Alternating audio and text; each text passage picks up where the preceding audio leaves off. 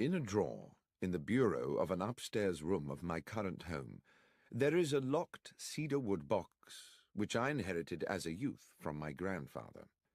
This is, one might say, my box of secrets. When I was young, it contained the treasures of boyhood, a catapult, a lump of beeswax, the carapace of a crab. For many years since, it has been the repository of an archive, admittedly a ragged and disordered archive, a collection of notes and scribblings concerning some of the many cases of my lifelong friend, the consulting detective Sherlock Holmes, which, for one reason or another, I never took the trouble to write into proper reports. Having had recently a little time on my hands, I reopened this box of yellowing notebooks, and it seemed to me that several of the cases, given the ocean of time between those events and the present day, would now bear telling. And I begin by chronicling an adventure which I may have dismissed for several reasons, not because it lacked baffling and intriguing elements, on the contrary, but mostly, I think, because it was, for me personally, such a dizzying and distressing experience. It was a Wednesday evening in July, at the end of a day of strait-jacketing heat, and I sat next to the open window of our parlour at Baker Street, drinking in the air and hoping for the liberating ripple of a breeze. The newspaper on my lap reported the release from police custody of a known criminal, Tobias Organ, arrested some days previously for the murder of Max Zimmerman, a moneylender shot through the head in his small apartment in Wardour Street. In the end, there had been insufficient evidence to charge Organ with murder, even though the police clearly thought him culpable. Strangely enough, I had once met Organ myself. He had come to me as a patient suffering, as I recall, from a severe lesion to the lower back, which he maintained had been caused by a fall against a metal stanchion, but which I had little doubt was in fact a stab wound. My diagnosis was supported, I believe, by his barely veiled threat that I should under no circumstances make known his injury to anyone else. He had an unforgettable, menacing way with him, and I had felt immense relief when he left my surgery. I'd been looking forward to discussing the Organ case with Holmes, who would certainly have some views on the subject, but when he finally appeared for dinner he was irritable and uncommunicative, and from these symptoms I guessed him to be in the process of some taxing mental work. All the same, I had no wish to sit out the meal in silence. "Stifling weather to be out and about, Holmes," I said, peppering a slice of beef. "Indeed, Watson, and equally stifling to be in." He busied himself with cutting into a potato. After a while I said, "I've not seen you today. I presume you were somewhere on business." "Yes, Watson, I was." Another pause. The chink of cutlery. "Somewhere local?" "Somewhere very local, Watson. I'd expect you'd like to know where." "Well, I have no wish to be intrusive." "In the basement. I've been all day in the basement of our house, and since your desire not to be intrusive is clearly struggling against your overwhelming curiosity to know, I will tell you why I was there." And he paused and smiled, in the full confidence that you will not breathe a word to a soul about it. "Why, Holmes, of course not. And on the understanding that if I do tell you, you will not be able to leave this house until my work is complete." "What?"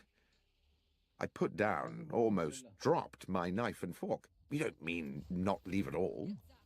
"That's precisely what I mean. So it may be that you would prefer to forego my secret rather than consent to becoming a prisoner here for what might be several days." Hopelessly intrigued, I gave no thought to the discomfort of being shut indoors in this sultry heat, no thought to the boredom, not even any thought to the fact that I had appointments in my diary. "I am prepared to abide by your request, Holmes." He stood up from the table, his meal unfinished, and went across to the hearth to retrieve his pipe and tobacco pouch. As he filled his pipe and lit it, he sank into his armchair. "I believe you have been preoccupied with the case of Tobias Organ, Watson." "Yes, it has been on my mind. How?" "You twice left the newspaper open at that page. The moneylender Zimmerman, a legitimate businessman with a wife and young children, was murdered with an army rifle. The police have many reasons for believing Tobias Organ to be guilty of the crime, and one of these is that he owns an army rifle. Organ, of course, denies that his firearm is the murder weapon." "Well, yes," I said, "one would expect he would." "But suppose," said Holmes, Suppose there was a science which could with certainty tie a bullet to the gun which fired it. Well, that would be marvelous, I said. But there isn't, is there? Well, Watson, let us say that such a science is seminal. It is exactly this problem which I am wrestling with at present in the basement of the house. I've set up a laboratory of sorts down there where I can conduct some experiments. Progress is promising, and if the results are as I expect, they will certainly send Tobias Organ to the gallows.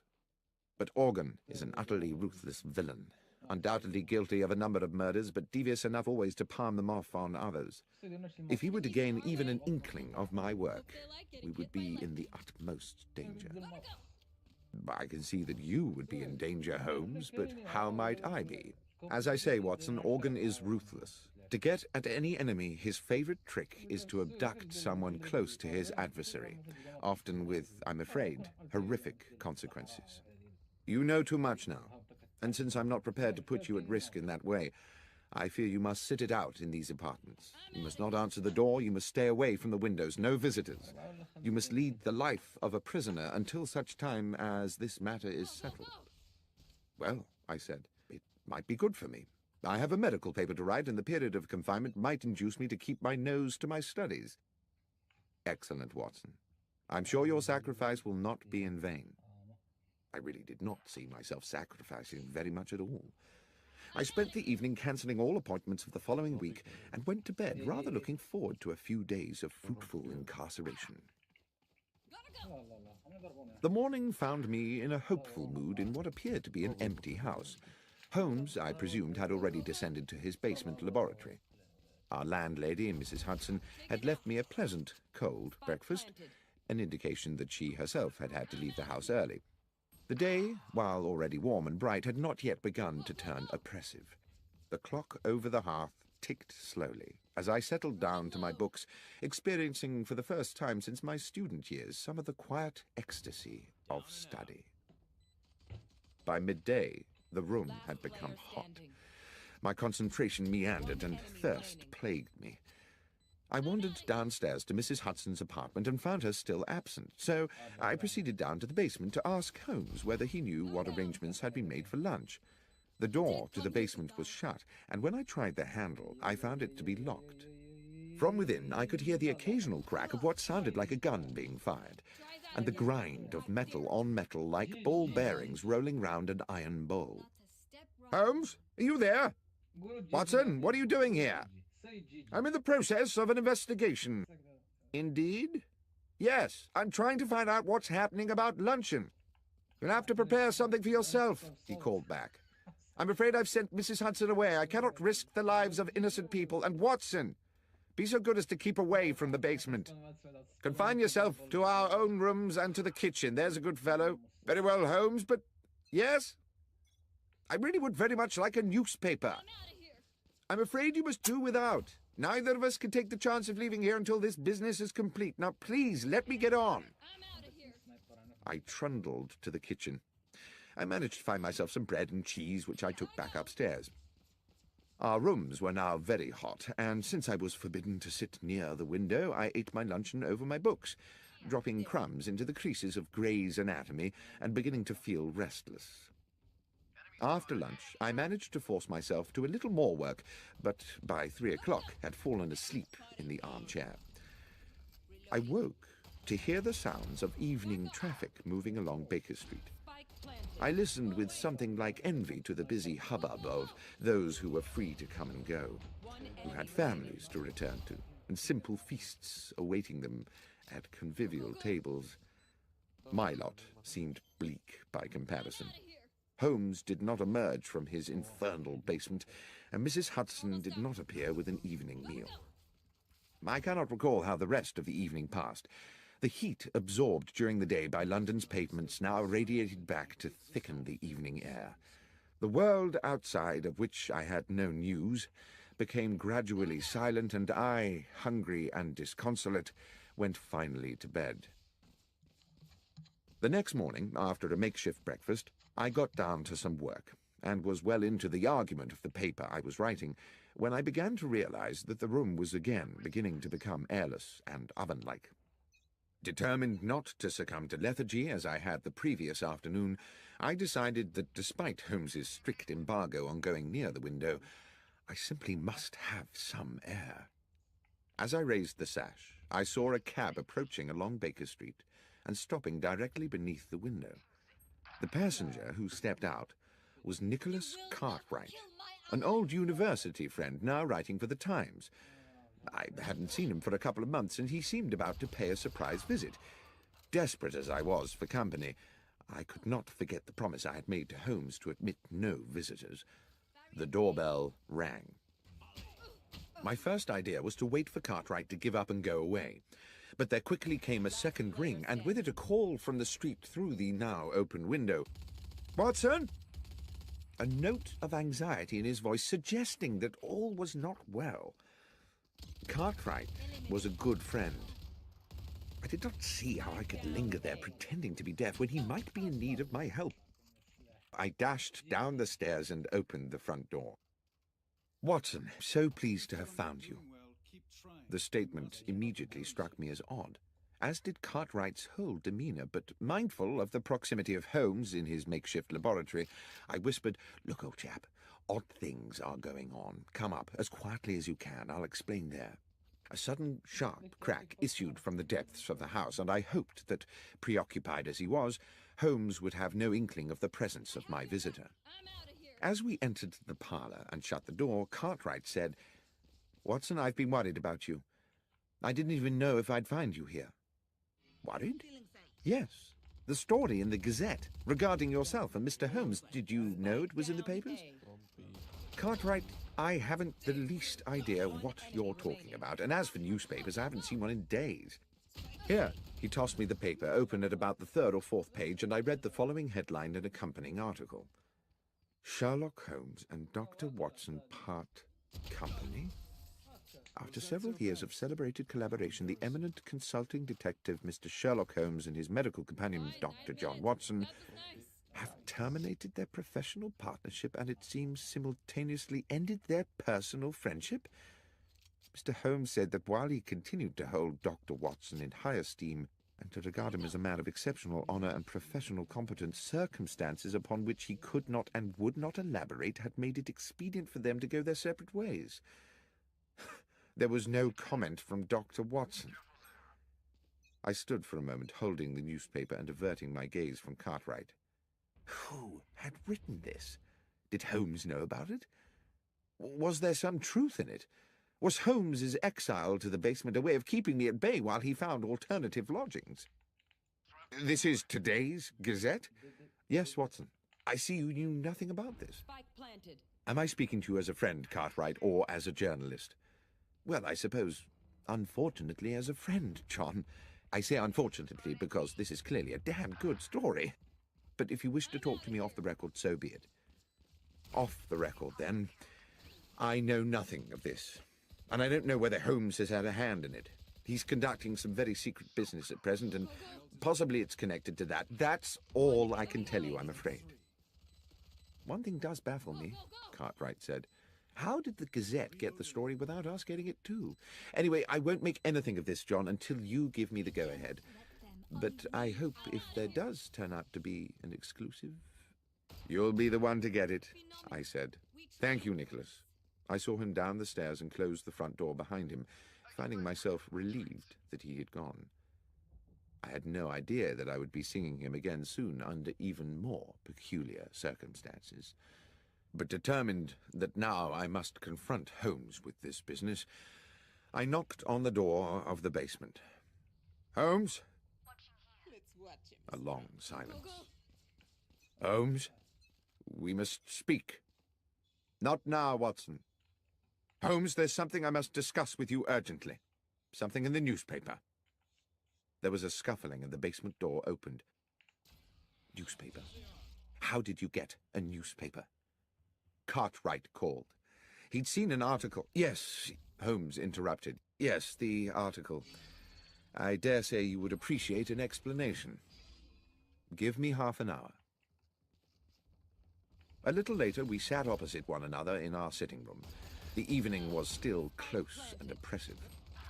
"The newspaper article," said Holmes, "was an unfortunate necessity. I hope it has not caused you too much embarrassment, Watson. And when this business is finished, all will be rectified. But why, I said, report us as having quarreled? Bear with me, Watson, I beg of you. As you know, I have tried to keep my work here secret. But how certain can one be of that? The police are involved in these matters and are aware of my experiments, and who knows whether some junior or even senior member of the force is not in league with that utterly ruthless villain. Now, having been alerted to that newspaper report, might it not be the case that Tobias Organ would assume that you were no longer in London? At any rate, he would certainly be likely to assume you were no longer sharing these premises with me. You gave the story to the Gazette to protect me. Yes, Watson. That was my purpose. I just wish that you'd consulted me first. You were not supposed even to know about it, Watson. And if you had not had a visit from Cartwright, you would never have seen the article. It was unfortunate that he came when he did. It was the article that brought him. Yes, a miscalculation on my part. Now, it is late, work to do tomorrow, and I must insist on extracting from you another guarantee. What's that, Holmes? That you will not, under any circumstances, interrupt my work again. It's all very delicate, and a disturbance at an inopportune moment could ruin everything. Is that clear? Not under any circumstance. That night, I lay awake in the muggy heat, the bedclothes pulled back, and grieved for what I calculated to be the death of my reputation. At least, I imagined that's how the world would see it, or at least that portion of the world that reads the London Gazette. Holmes and Watson have parted company. But there is no comment from Watson, only a nobly worded valediction from the great detective. Such bitter thoughts polluted my restless waking and tormented my subsequent dreams. And added to all this, there lay a sense that things were still not clear, that something crucial remained unspoken. I woke early, but exhausted. Without going near the window, I took in what I could of the wakening day. The street was quiet. I dressed slowly and descended to the kitchen to find something to eat. The rattles and sharp cracks of Holmes's experiments had already come to life below in the basement, and I wondered whether he had even bothered to go to bed.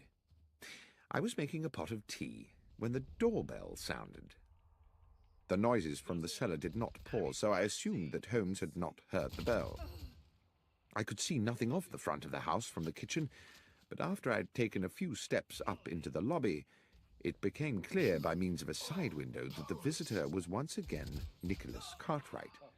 I went to the door and admitted him. Cartwright? What's going on, Watson? What do you mean? I mean, what game is being played here? Cartwright? I've no idea what you're referring to. You better come up. He was, I could tell, steaming with anger, though I had no idea what I could have done to arouse it. He would not sit. He stood with his arms behind his back, a man preparing to deliver an accusation. You told me you were inescapably confined to this house? Yes, Cartwright, and so I have been. This is the third day. Excluding yesterday night, you mean? No. I was here yesterday night, too, tossing and turning in my bed at the thought of my ruined reputation. Watson, see here. Yesterday you prevailed upon my friendship by confiding in me matters which, as a journalist, I considered more than worthy of publication. Had I known that you were deceiving me, Cartwright, you have my word, I was not deceiving you. I have not left this house since Monday afternoon. So you have a twin brother? No, I do not. Then please explain to me, who was the man outside the restaurant at Marylebone Station at 5 past midnight? I take it he resembled me. More than resembled. I do hope you're being truthful with me, Watson. It's you and me. I could see that his suspicions were not allayed. I even began to wonder whether my restless period of waking the previous night had itself been a dream, and whether I had been sleepwalking. Such things are possible, I know, and the heat, my fatigue, and the events of the last days had left me so baffled that in that moment of confusion I could not entirely rule it out. What happened, he said, was that I was walking through the station concourse when I spotted you by the wall of the restaurant, which by then was closed, talking to a man in a brown felt hat. I would have approached you, but when I caught your eye, you cut me as dead as if you didn't know me, and I assumed your conversation was of some importance. The more I thought about it, the more I thought it was a poor way to treat a good friend. Suddenly, the fog in my brain gave way to an horrific clarity. I knew that I must rid myself of Cartwright at once.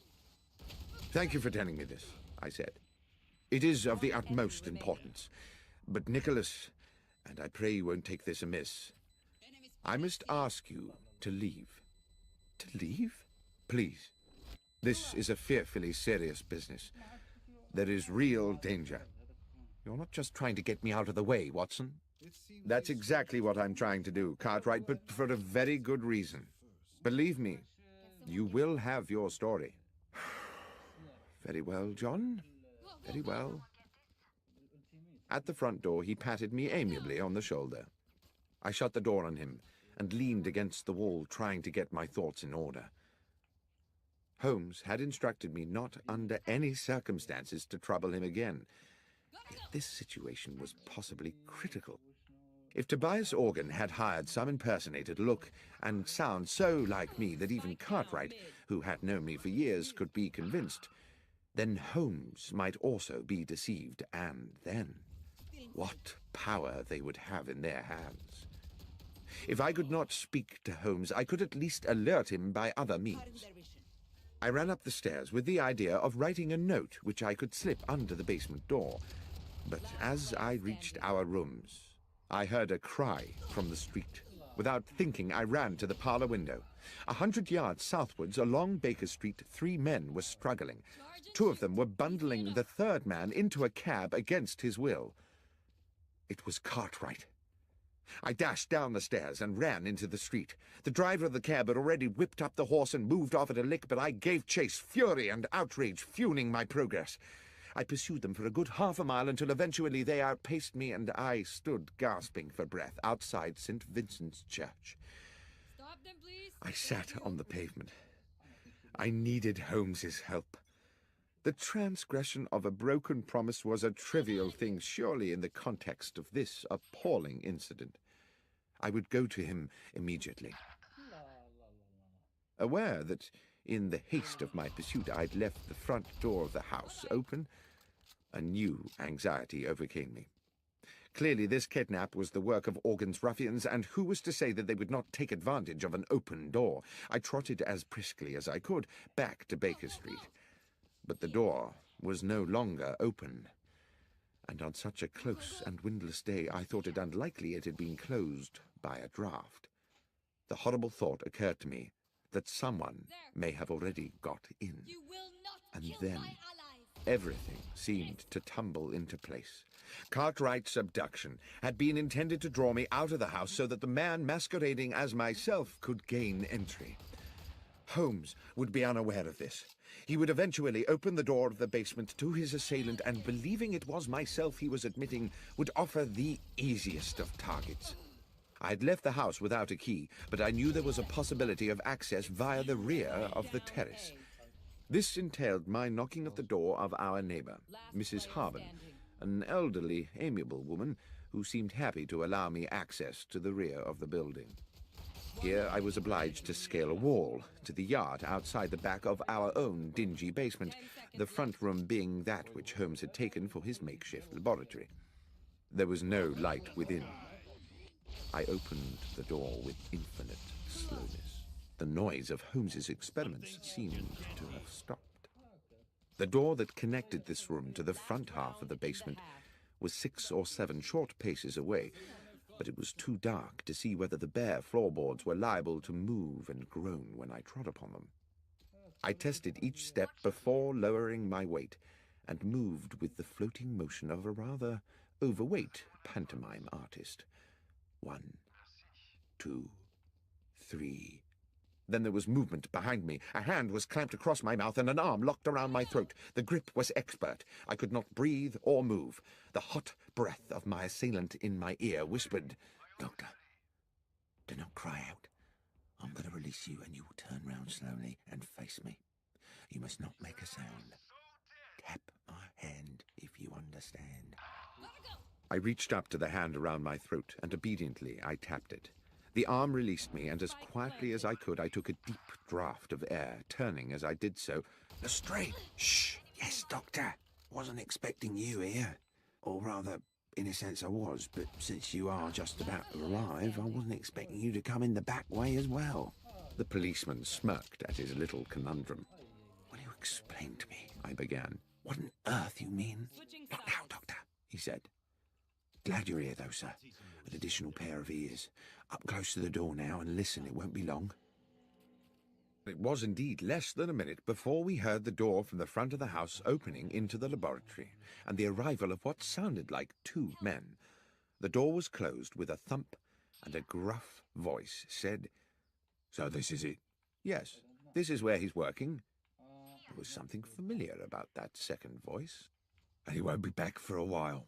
"No, half an hour, I should think." Go, go, go! At that moment, with a shock, I recognized the other voice. It was my own. I turned to Lestrade again, but he just put his finger to his lips and indicated that I should continue to listen. "So what's the plan, then?" asked the gruff voice within.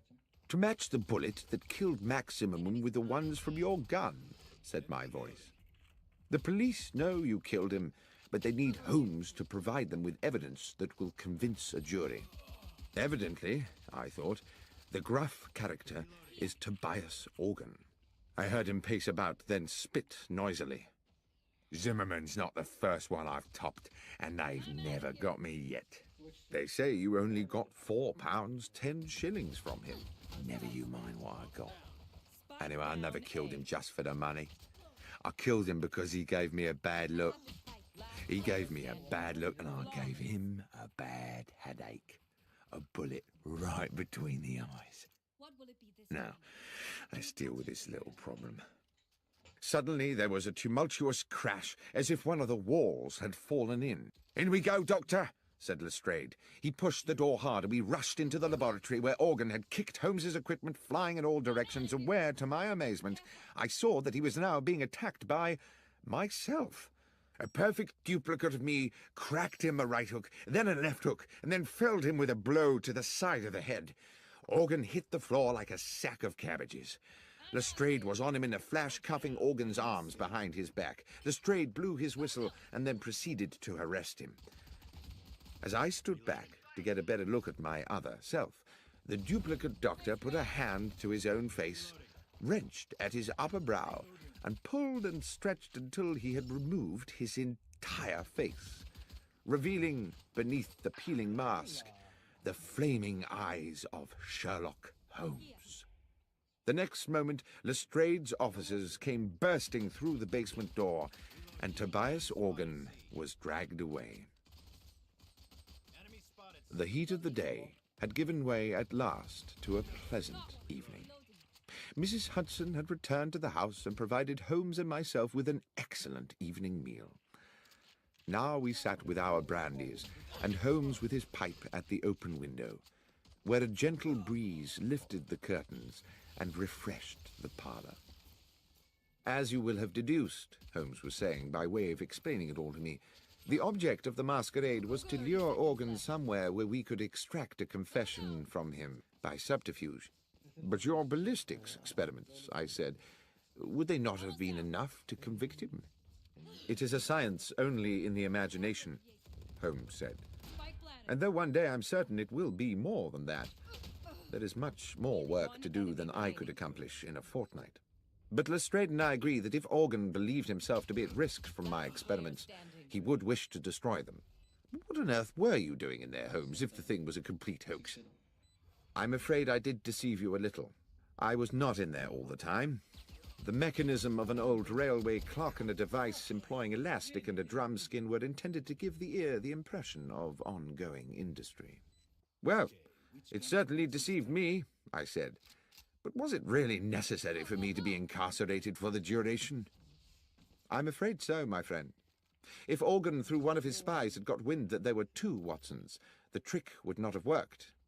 What's more, it was necessary for him to believe that you and I had quarrelled, and therefore that the good Dr. Watson might be in the market for a bit of betrayal. Unfortunately, your friend Cartwright saw me meeting Organ's accomplice at Marylebone Station, and almost let the cat out of the bag. It was necessary for us to put him somewhere safe. Lestrade's men kindly subjected him to a temporary and very comfortable period of kidnap. It was you who had him dragged away. Yes. I had not calculated that you would follow him, of course, or that you would be locked out and find yourself clambering in through the back. But it turned out well. You will make an additional witness for the prosecution. Do you think they'll convict him? Oh, yes, Watson. His confession today was as clear as a bell.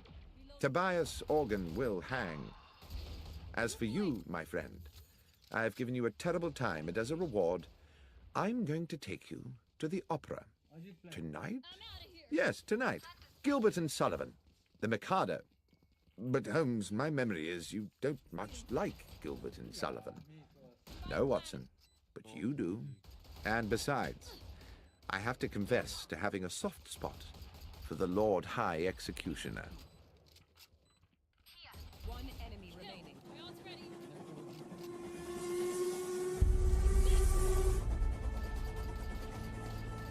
The Conundrum of Coach 13. On an October morning, when rain streamed from the black clouds that swept above our Baker Street lodgings, I found my friend Sherlock Holmes in a similarly overcast mood. He had not had a case in weeks, not at least what he called a decent case, and he had been huffing and puffing about the house for 2 days. It was with some relief to both of us, therefore, that we heard the slowing approach of a cab in the street outside, and both moved eagerly to the window. The hansom did indeed stop directly beside our door, and after a moment a large and finely dressed middle-aged gentleman emerged into the downpour, paid his fare, and rang our doorbell. Holmes was smiling. Now, what could make a rich American so distressed, Watson, that he would come pell-mell here to us from Paddington? An American? I said, drawn irresistibly, as usual, into Holmes's tantalizing games. Certainly, and I think a formidable character. And do you wish to tell me how you deduce all that, Holmes? I deduce his distress and his nationality from the fact that he just tried to pay the cabby in American dollars before recalling which pocket held his pounds sterling. As for his coming from Paddington, that was the easiest of all, for the driver of the hansom is Henry Brown. I'm surprised you do not recognize him, who always works from the Paddington rank. As ever, Watson, I apologize for the banality of these observations, but you did ask. By now, there were footsteps on the stairs as Mrs. Hudson escorted the visitor to our apartment. While I inwardly delighted to note that my friend had returned to his amiable best in anticipation of a new challenge, I found myself praying that it would be a challenge worthy of his powers and his pent-up energies. No sooner had the door opened than the huge, rotund figure of our visitor, bright in a cream suit, burst into the room like an actor onto a stage, determined to establish his character instantly. "Mr. Holmes!" boomed the American voice as both his arms swept forward to grasp my right hand. "Benedict Masterson! What a great privilege to meet you." "Delighted. But I am Dr. John Watson," I replied. "This is Mr. Sherlock Holmes." With equally booming apologies, he bowed charmingly to me and turned to my friend. "Ah, yes. Now I see. Unmistakable. Unmistakable." The impression given was that he had found the first Sherlock Holmes of his acquaintance a little short of his expectations. "Mr. Holmes, I wish to ask you to act for me in a business both mysterious and distressing." "You had better sit down, Mr. Masterson," said Holmes, "and tell us everything." And having settled his cream-covered bulk into an armchair and accepted a cigar, on which he continued to puff anxiously as he spoke, the American told us his story. "I am a dealer in gold, gentlemen. Gold has been my life. My father owned small mines in Nevada, which gave us a comfortable living. In my turn, through judicious trading, I've made these assets yield a fortune. I came to London last week because your own Bank of England had made an order for a substantial quantity of gold bars to boost its reserves. The bullion was shipped into Bristol Harbour and transferred yesterday onto a chartered London train for transfer to the bank. I have been in London doing the paperwork, of which there is, let me assure you, no small amount. And I went to Paddington this morning to meet the consignment. The train was there, the gold was not. I see, said Holmes. Stolen. Undoubtedly. How much? We're talking 4 or 5 millions, Mr. Holmes. That's a large loss. Is the gold insured? Indeed it is, but you know insurance companies, Mr. Holmes. They are ever suspicious. And the circumstances of the gold's disappearance are, to say the least, rather strange. The details, Mr. Masterson, said my friend, if you please. Well, continued Masterson, tapping a thick cylinder of ash into the ashtray, I'd asked to commission a special, an overnight train, and also insisted that it be discreet, not armored or escorted, or in any way having the appearance of a specially secured conveyance. I was offered the charter of a passenger train which returns empty from Bristol to London once a week, and which railwaymen jokingly call the Bad Luck Special. Not because anything has ever happened to it, but because it normally consists of 13 empty passenger coaches, as indeed it did on this occasion. I insisted that the gold be packed in steel containers, each locked with a unique key.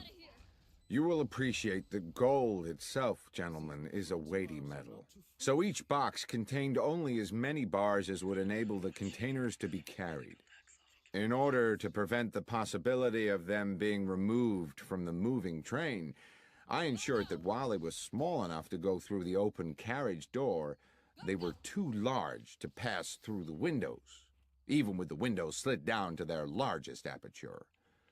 I then arranged for the doors of the bullion carriage to be locked from the outside so they could not be opened until the train reached London. The train was empty then, apart from the driver and fireman of the locomotive? No, Mr. Holmes. It is railway practice for all trains to have a guard, a practice I was very happy to comply with since it meant my consignment would have an overseer throughout its journey. And to this end, all the steel cases were loaded into the last coach of the train, coach 13, where the guard could keep a constant watch on them. The man employed for the job was a Mr. Lyons, Mr. John Lyons, a mature and trusted employee of the railway company. Here, strangely, Mr. Masterson stopped and smiled. I inquired whether he had ever worked on the French railways. Gare Lyons, you see? Gare de Lyon? Holmes smiled politely and nodded. Forgive me, gentlemen, I could never resist a pun. To continue, the train left Bristol at 3 this morning, as scheduled. But when it arrived at Paddington at 6, the steel boxes of gold were gone. Mr. Holmes, this was an impossible robbery. The train stopped only once for a minute or so to take on water. Hardly time to unload a single box of bullion, let alone 100 of the darn things, weighing in at 150 pounds apiece. And the guard? Asked Holmes. Lyons claimed that he fell asleep somewhere into the journey and woke to find the bullion disappeared. He's being held at Paddington along with the driver and engineer, but all ardently protest their innocence. And with regard to other suspects, can you think of anyone in your organization who might feel inclined to take advantage of you? Masterson pinched his lips and looked embarrassed. Well, if I may confide something to you in the strictest confidence, my estranged wife, Laura, still has shares in the company. She believes that she should have more. There is some bitterness in this regard. However, I know Laura well enough to doubt that she is a thief. My friend simply said, "Thank you, Mr. Masterson. I will certainly take the case on. Would you be so good as to wire Bristol and inform them that Dr. Watson and I are on our way?" "I will, sir." "You mean to go there today?" "Indeed, yes. as soon as I have made a check or two at Paddington Station. Well, I surely thank you. I can think of no better hands in which to leave the case of the bad luck special than those of Mr. Sheer Luck Holmes. Holmes did not smile. I never leave anything to chance, Mr. Masterson. Perspicacity and reason are the tools I employ. Forgive me, Mr. Holmes. As I say, I am fatally attracted to puns. We will keep you in touch, Holmes said, with all developments.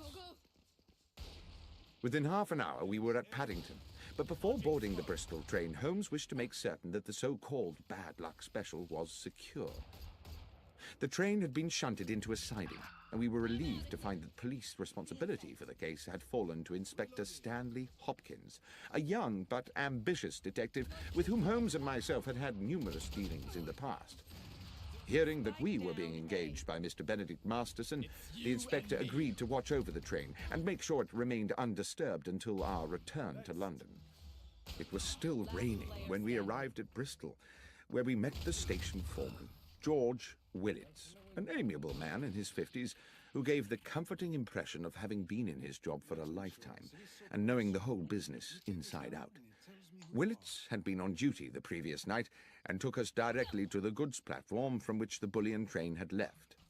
Though he did his best to be of assistance, he looked painfully weary.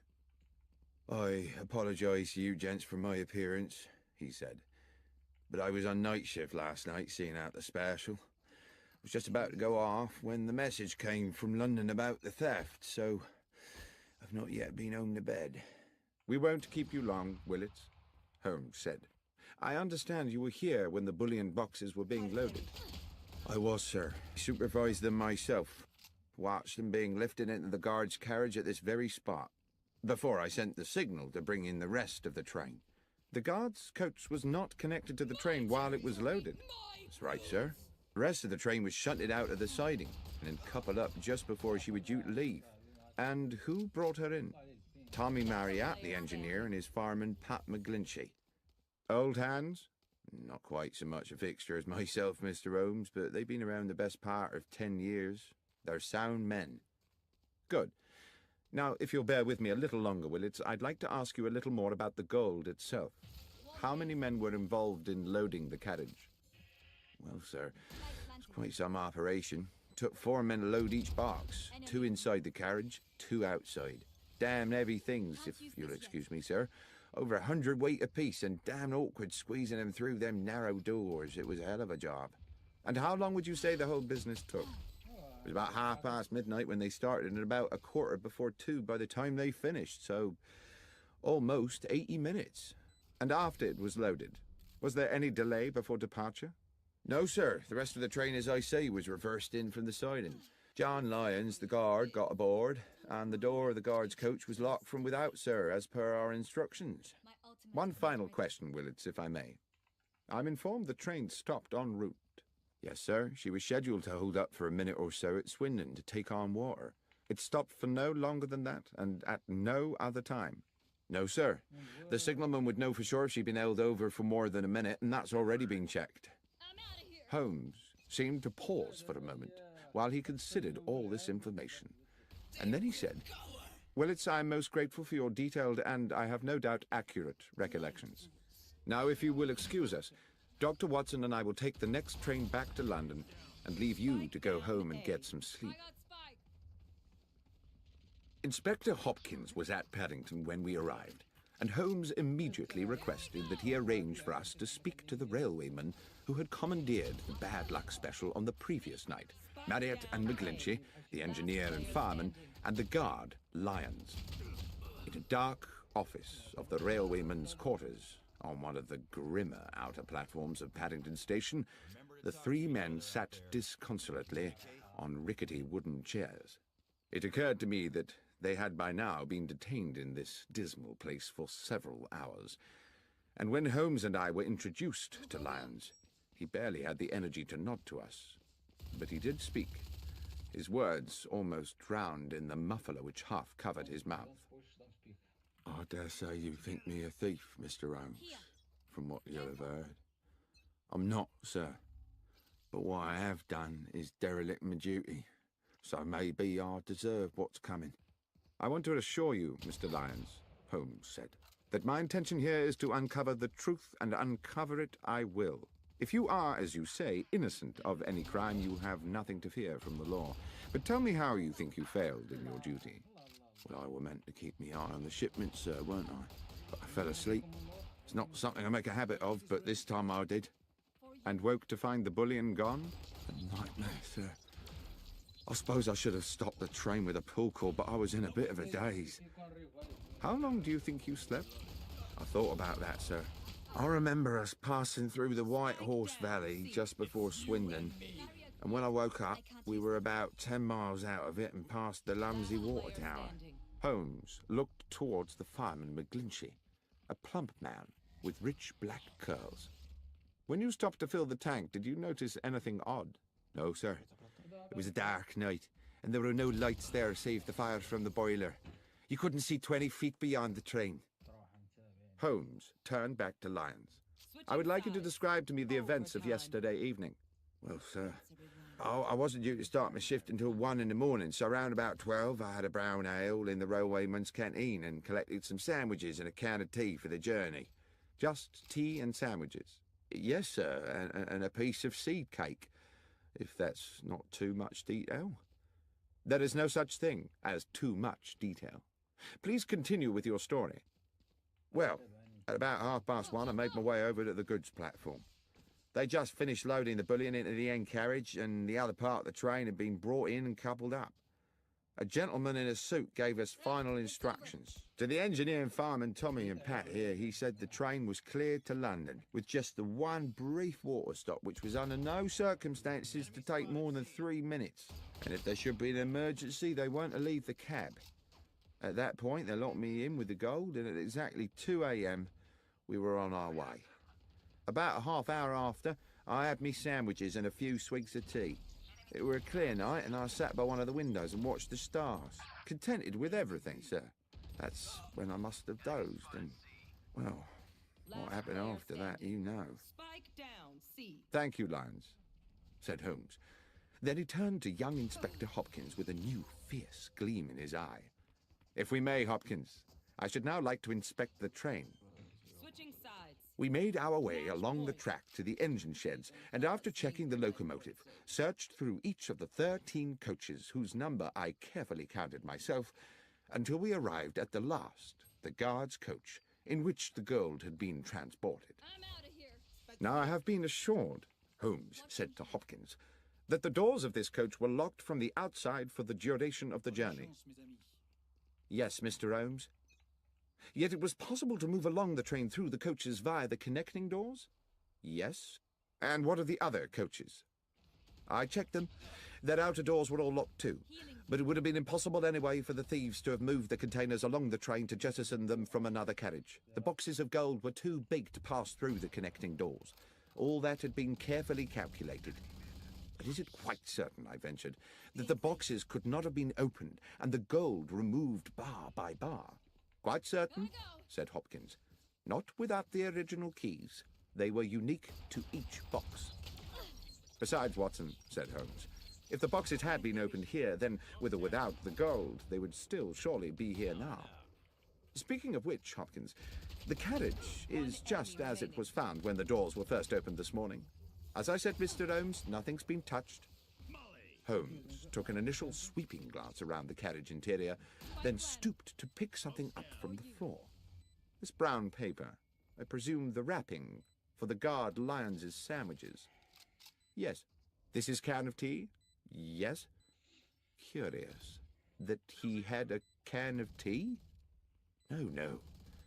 Curious that a man under stress should be so painstakingly tidy. I don't understand, sir. Never mind. What do you make of this, Hopkins? Holmes had picked up from the corner a loop of scarlet fabric, silken and ruffled. I don't know, Mr. Holmes. I was completely baffled by it. It seems to be a small decorative item of some sort from a lady's wardrobe. A hair tie, I should think, I said. How might it have got here? I don't know, Doctor, I'm sure. But I suppose it's theoretically possible that someone might have concealed herself in another carriage. Holmes had put the object to his nose. "There is a perfume to it," he said, "but faint, as though it had not been worn for some time." "Could it belong to the thief?" I asked tentatively. "Possibly," said Holmes, "though I think that might have been a thief too many." He stooped to replace the scarlet fabric on the floor of the carriage. "I think we are close to a conclusion, Watson." "Hopkins, I should like to talk to the guard lions again, and to the driver and his fireman. Please make sure that there is at least one other police officer present, and we must be sure to invite Mr. Benedict Masterson to our little denouement, since he's been kind enough to pay the fee for this investigation." By the time Masterson arrived, the clock was approaching 9, and we sat in the old mess room bathed in dingy yellow gaslight. The rain rattled ceaselessly on the roof and windows, and when we were all assembled, the 3 weary railwaymen, along with Benedict Masterson, Inspector Hopkins, a junior officer, and Holmes and myself, the gathering became hushed and expectant. Masterson said, "Well, this has certainly been a baffling business, Mr. Holmes. But I assume we're here because you've picked up some clues along the way. You are certainly a man equal to his reputation, sir. The inspector mentioned a red silk trinket of some sort." "Yes," Holmes said. He produced the item from his pocket. "This piece of perfumed fabric. The clear message is that someone was concealed in the carriage with the bullion." "I see. And moreover," I put in, "that the concealed person was probably female." Masterson appeared a little shaken. "Female, you say? Oh, dear." "If I may," said Holmes, "we will return to that later. Mr. Lyons, let us revert for the present to the subject of your sandwiches." "My sandwiches again, sir?" "Indeed. The sandwiches you took on board the train last night, together with the seed cake and the can of cold tea. You say you ate them just before you fell asleep." "Yes, sir." "You ate the sandwiches and the cake, you dozed off, you woke up again, and the gold was gone." "Yes, sir. That's how it happened." "And when you came round and realized the gold had gone, you say it was like a nightmare." "Yes, Mr. Holmes." "You were very agitated?" "I certainly was. Too agitated, I expect, to sweep the floor of the carriage." "To what, sir?" "I presume you did not sweep the floor of the carriage at that point, in that disturbed state." "No, sir, I didn't. With respect, sir, that's not my job." "Quite. I wouldn't expect you to, which makes it very difficult to explain why, when I examined the guard's coach this afternoon, I found not a single crumb on the floor.